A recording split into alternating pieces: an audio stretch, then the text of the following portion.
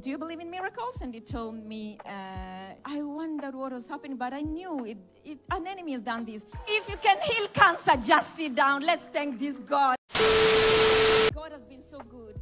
My first testimony is I just want to thank God for all that he has been doing in my life, for all the helping me through life and delivering me from multiple fire outbreaks, multiple accidents. It's just amazing. I thank you, Roy, for that.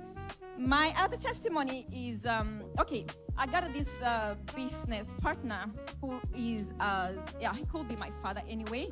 But after all the business talks and everything, I asked him, so how are you doing actually? How is life and everything? And he got to start telling me about his daughter who had cancer. And I was like, really? Oh, that's so bad. And he was almost crying, and it touched me. But I knew I am an NSPPDIAN. We know where we take cancer to. The devil, it did not end the way the devil planned it. So I asked him, because most of the people from my country ain't Christians. And I asked him, do you believe in miracles? And he told me, yeah.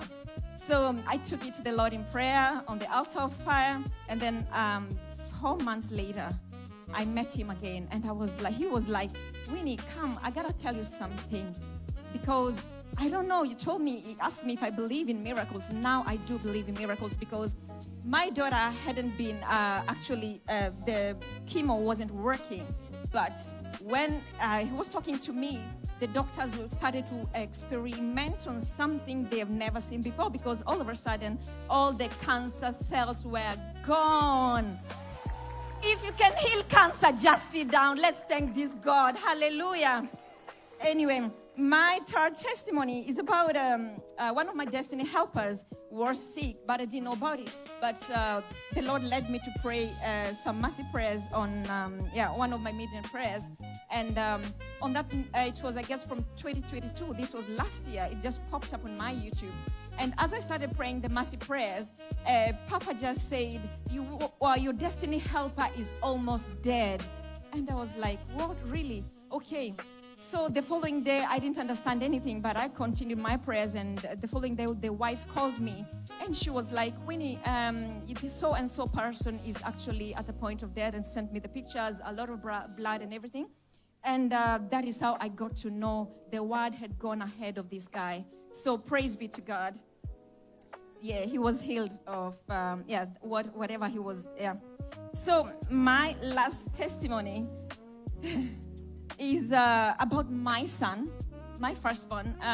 He, all of a sudden, he started experiencing it's a demonic attack. Being a spiritual mother, I know, the enemy had done this. Because all of a sudden, he started hating mathematics, being a maths lover and a high flyer. And so he started hating his teachers, his academics in maths started going down. And I wondered what was happening, but I knew an enemy has done this. So I started praying about it. I remember by that time, if you guys can remember, there was this mom who testified on the altar here about a 13-year-old daughter who wanted to burn a school. And I prayed with that testimony. And you know, of course, how it ended. It ended in praise. So I want to thank the God of this altar. I want to thank Roy. I want to thank Papa. Thank you. I thank God, Papa, and Mama Eno, wherever she is, for strategically placing you guys into this generation for a purpose, for a reason, and for such a time as this. We are grateful, and we love you so much, Papa. Thank you.